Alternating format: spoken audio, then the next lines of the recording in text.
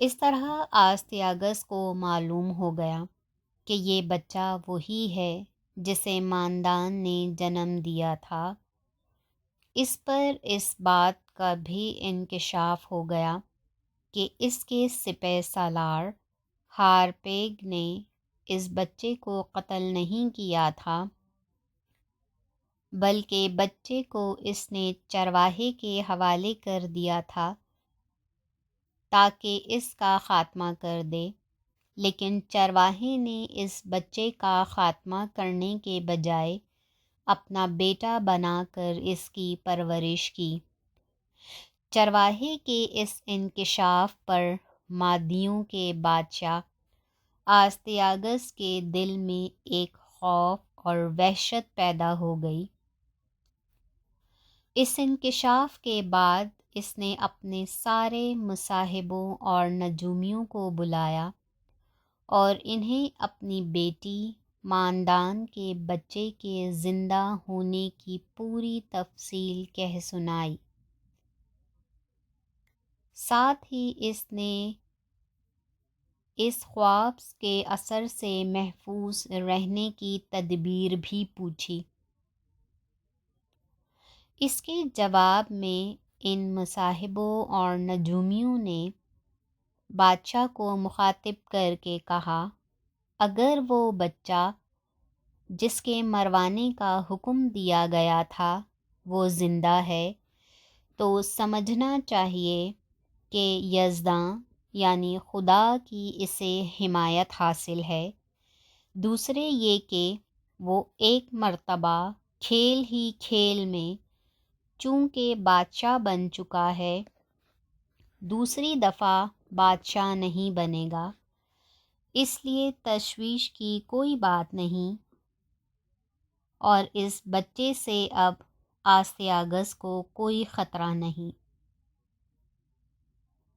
عالمات کا بادشاہ آستیاگس یہ جواب سن کر مطمئن ہو گیا، اور سائرس کی طرف سے جو اس کے دل میں وحشت اور خوف تھا وہ جاتا رہا، لیکن بادشاہ کو ایک بات کا دکھ اور صدمہ ضرور رہا، وہ یہ کہ اس نے اس بچے کو اپنے سپہ سالار ہارپیگ کے حوالے کیا تھا، اور اس ہارپیگ نے بچے کو قتل نہ کر کے ایک طرح سے بادشاہ کی نافرمانی کی تھی، اور اسے بادشاہ نے ناپسند کیا تھا، اور اسے اپنے سپہ سالار ہارپیگ پر بے پناہ غصہ اور غضب بھی تھا۔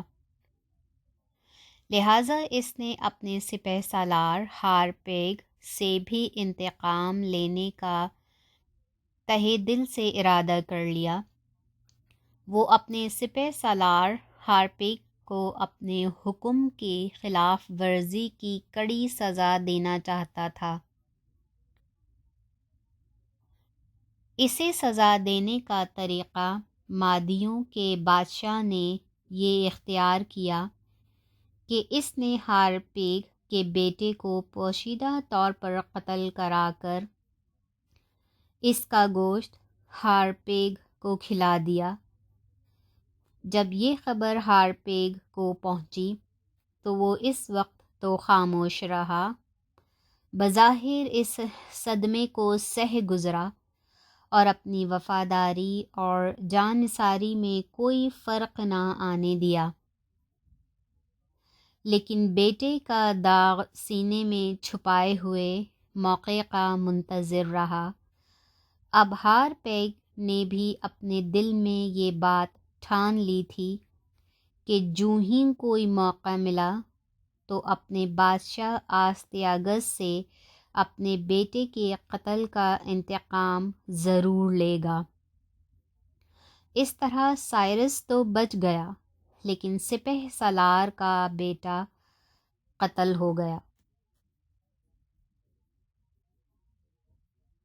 مورخین آگے لکھتے ہیں کہ جب کرزوش کو خبر ہوئی کہ وہ اس چرواہے اور گڈریے کا بیٹا نہیں بلکہ وہ پارس کے حکمران کمبوجیا کا بیٹا ہے۔ تب وہ گڈریے کے ہاں سے نکل کر اپنے باپ کمبوجیا کے پاس چلا گیا۔ کمبوجیا اس وقت ایک کمزور حکمران تھا اور وہ عالمات کے حکمرانوں کا ماتحت ہی خیال کیا جاتا تھا، اور ساتھ ہی کمبوجیا عالمات کے حکمرانوں کو خراج بھی ادا کیا کرتا تھا۔ حالانکہ دونوں ہی گروہ آرین تھے، لیکن ماد چونکہ طاقتور تھے لہٰذا پارس والوں سے خراج وصول کر لیا کرتے تھے۔ سائرس اعظم کی پیدائش سے متعلق دوسری روایت اور رائے یہ ہے کہ سائرس حقیقت میں کسی ماندان نام کی عورت کا بیٹا نہیں تھا، بلکہ یہ پارس کے حکمران کمبوجیا کا بیٹا تھا، اور اس کی وفات کے بعد پارس کا حکمران بنا۔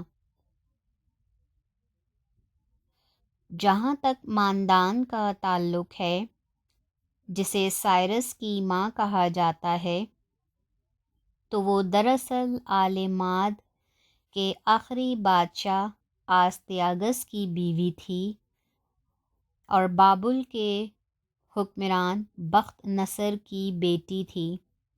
تاہم بعد کے دور میں جب ایک بار آستیاگس نے کمبوجیا اور اس کے بیٹے سائرس دونوں کو اپنے شہر ہمدان میں طلب کیا، اور یہ دونوں جب ہمدان پہنچے تو وہاں قیام کے دوران آستیاگس کی بیوی ماندان نے کرزوش کو اپنا منہ بولا بیٹا کہا تھا، اس بنا پر کہ اسے کرزوش کی جرات مندی پسند تھی، ساتھ ہی وہ اپنے شوہر آستیاگس سے انتہائی درجے کی نالاں تھی اور اس سے نفرت کرتی تھی۔ اسی نفرت کے نتیجے میں اس نے اپنی محبت ایک ماں کی حیثیت سے کرزوش پر نچھاور کر دی تھی۔ اس بنا پر شاید کچھ مورخین کو شک گزرا کہ ماندان سائرس کی ماں تھی۔ حقیقت میں ایسا نہیں، بلکہ ماندان بابل کے بادشاہ بخت نصر کی بیٹی اور ہمدان یعنی اکبتانہ کے بادشاہ آستیاگس کی بیوی تھی۔ آل ماد کا بادشاہ آستیاگس چونکہ ایک طاقتور حکمران تھا، اس کے علاوہ سائرس اور اس کا باپ کمبوجیا چھوٹے علاقے کے حکمران تھے اور اس سے کمزور بھی تھے، لہٰذا کرزوش کا باپ کمبوجیا آستیاگس کا ایک طرح سے خراج گزار تھا، اور ایک لحاظ سے جب کبھی بھی مادیوں کا بادشاہ آستیاگس کمبوجیا اور اس کے بیٹے سائرس کو طلب کرتا تو وہ اس کے حکم کی تعمیل کرتے ہوئے اس کے مرکزی شہر اکبتانہ یعنی ہمدان پہنچ جاتے تھے۔ آخری بار جب آستیاگس کے بلاوے پر کمبوجیا اور اس کا بیٹا سائرس اکبتانہ گئے تو مادیوں کے بادشاہ آستیاگس نے کرزوش کو اپنے شمالی علاقوں کی مہم پر روانہ کیا تھا، اور اس مہم کے دوران آستیاگس نے اپنے سپہ سالار کے بیٹے کو جان بوجھ کر ہلاک کر دیا تھا، اور آستیاگس کا سپہ سالار ہارپیگ اس کوشش میں تھا کہ اسے کوئی ایسا موقع ملے تو وہ آستیاگس کو نقصان پہنچائے یا اسے تاج و تخت ہی سے محروم کر کے رکھ دے۔ اپنے باپ کے مرنے کے بعد سائرس جب تخت نشین ہوا اور اس کی تاج پوشی کی رسم ادا کی گئی، اس وقت اس کی عمر 38 سال کی تھی۔ جو تاج اسے پہنایا گیا وہ اس بات کی علامت تھا کہ اسے اس کے مرکزی شہر پارساگرد اور اس کے آس پاس کے جتنے قبائل ہیں کا حکمران اور سردار مان لیا گیا ہے۔ سائرس کی تاج پوشی کی رسم پارسیوں کی دیوی اناہتیا کے معبد میں ادا کی گئی۔ یہ معبد نیا نیا بن کر تیار ہوا تھا اور ایک دریا کے کنارے تھا۔ اس کے علاوہ اپنی دیوی اناہتیا کو اہل پارس پانی کی دیوی بھی خیال کرتے تھے۔ پانی کے کنارے تاج پوشی کی رسم اس لیے بھی ادا کی گئی تھی کہ ان لوگوں کا یہ عقیدہ تھا کہ بہتا ہوا پانی ان کے لیے مبارک ہے۔ اس کے علاوہ یہ بات بھی تھی کہ دیوی کے مندر میں تاج پوشی ادا کرنے سے اس کی پریشانی اور اندیشوں میں کمی ہو سکتی تھی۔ تاج پوشی کی اس رسم میں لوگوں کو مقامی رسم کے مطابق کھانا پیش کیا گیا۔ اس دسترخوان پر پتوں پر انجیر سجا کر رکھے گئے اور ساتھ میں چھاج پیش کی گئی تھی۔ اس کے علاوہ کچھ نہ تھا۔ جو بڑے بڑے سردار سائرس کی تاج پوشی کی تقریب میں شریک ہوئے، سائرس نے انہیں چاندی کی بنی ہوئی بیش بہا چیزوں کے تحائف دیے۔ سائرس کا باپ بڑی سادہ زندگی بسر کرتا رہا تھا، لیکن تخت نشین ہونے کے بعد اور بادشاہت سنبھالنے کے بعد سائرس نے کہیں اعلیٰ و ارفع محل تیار کیا جس سے اس کی شان و شوکت اور بادشاہت کی غمازی ہو۔ یہ نیا محل بنانے کے لیے اس نے بابل سے ماہرین فن بلوائے۔ یہ لوگ اپنے فن کے استاد مانے جاتے تھے۔ سائرس سے پہلے اس کا باپ جس شاہی عمارت میں رہا کرتا تھا، اسے گرا کر نئی بنیادوں پر ایک بہترین اور بہت بڑا محل تیار کروانا شروع کر دیا تھا۔ تاج پوشی سے کہیں پہلے سائرس کی شادی ہو چکی تھی اور اس کی بیوی کا نام کاسندان تھا۔ کاسندان سے سائرس کے 2 بیٹے تھے۔ بڑے بیٹے کا نام اس نے اپنے باپ کے نام پر کمبوجیا رکھا تھا، جبکہ چھوٹے بیٹے کا نام برویا رکھا تھا، جس کے معنی بارآور اور کامیاب کے تھے۔ بابل سے آنے والے کاریگروں کو سائرس نے یہ بھی حکم دیا کہ جو محل اس کے لیے تیار کیا جائے، اس کی بنیادیں کسی معمولی پتھر کی نہیں بلکہ سنگ مرمر کی ہوں۔ ڈیوڑی کے ستون بھی سنگ مرمر کے تجویز کیے گئے۔ یہ طے پایا کہ دربار کا ایوان اتنا ہی وسیع ہو جتنا اکبتانہ کے حکمران آستیاگس کا تھا۔ اس نے یہ بھی حکم دیا کہ ایوان کے ستون بالکل اسی طرح ہوں جیسے اکبتانہ کے ہیں۔